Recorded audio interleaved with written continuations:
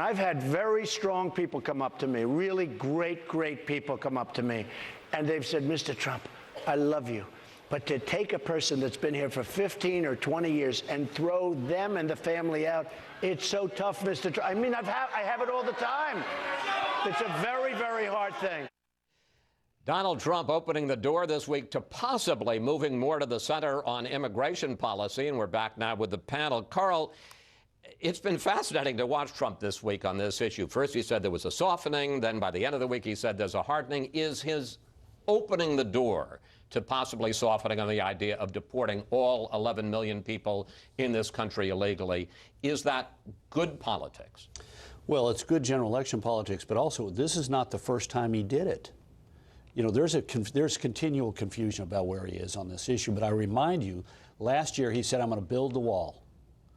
And then he said, I'm going to build the wall and we're going to put a big, beautiful door in it so that they can come back, leaving the impression that all you had to do was do what's called touchback. This was Senator Kay Hutchison's proposal in 2006 and 2007. You know, if you're here illegally, you got to go back and touch back. So this is not the first time he's brought this up. But look, we got confusion. Does he want to deport people or not? Does he want to have a touchback or not?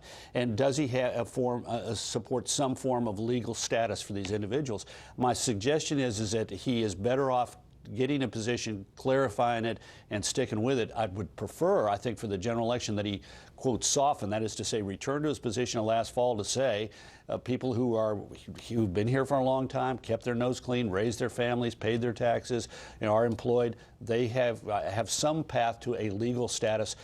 They'll contrast it with Jeb Bush and say that sort of sounds like where Jeb Bush was, but frankly, that's where he sort of was last year and was again there temporarily this week. Susan, let me pick up on that with you because there are two aspects of this. One is the fact that he's been having this debate in public, and you had the Hannity town hall, you had the interview with Anderson Cooper. He has seemed, it's been a moving target. Is that the right way to handle this, or as Karl suggested, he just come up with a position and stick to it? And is this about actually trying to win Hispanic votes, or is this about trying to get that white, Republican, moderate, suburban woman who is worried that he's a racist? Yeah, 72 days before the election, he is debating with himself about his stance on the signature issue that launched his campaign. I think that's quite extraordinary. It raises concerns among his core supporters who are worried he's moving away from the hard line that was appealing to them initially. And I think it's less than persuasive to the voters he's reaching out to. I spent yesterday in the Philadelphia suburbs talking to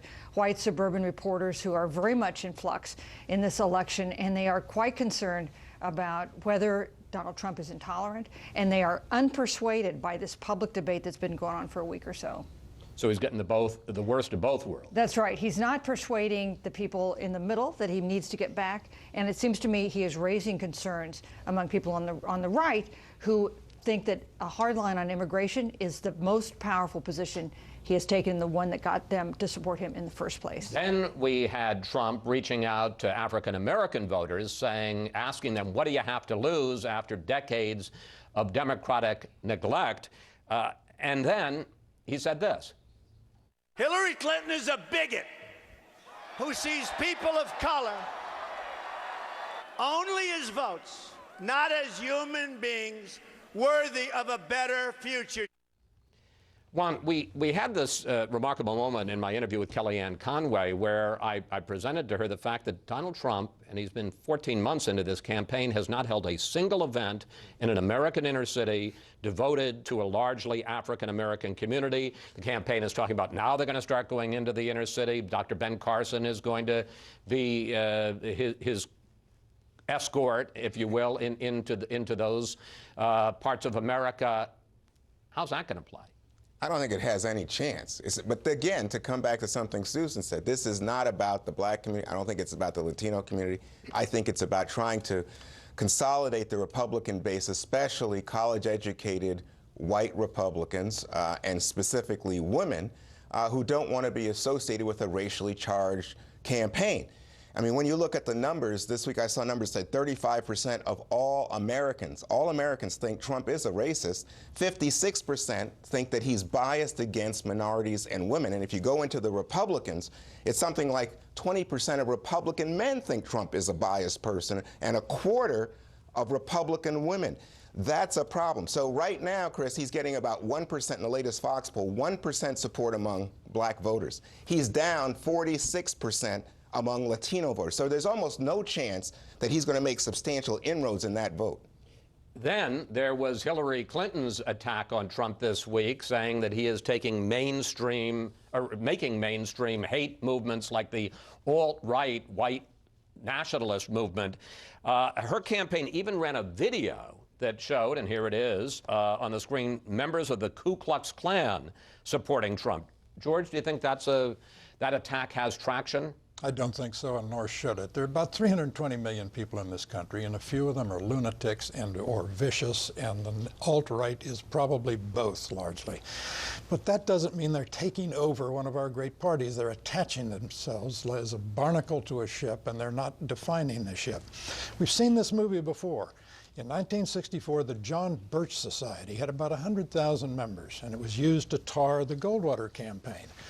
The Birch Society was run by a man named Welch, who said that Dwight Eisenhower was an agent of the communist conspiracy.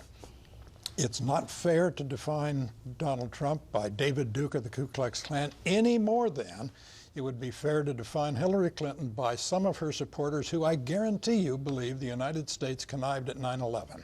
They're nuts on both sides of this Sunday. But George, when you see Paul Ryan, the Speaker of the House, say that Donald Trump has engaged in textbook racism in what he had to say about Judge Curiel, unable to be a judge because of his Mexican heritage, I think that's a little bit noxious. Yeah, but this week, You got 15 seconds. This week, in at a fundraiser, Cher stood up and said Donald Trump reminds her of Adolf Hitler, Stalin, as a racist, insane, and a lunatic. And Hillary Clinton said, "We're so excited that Cher is with us tonight."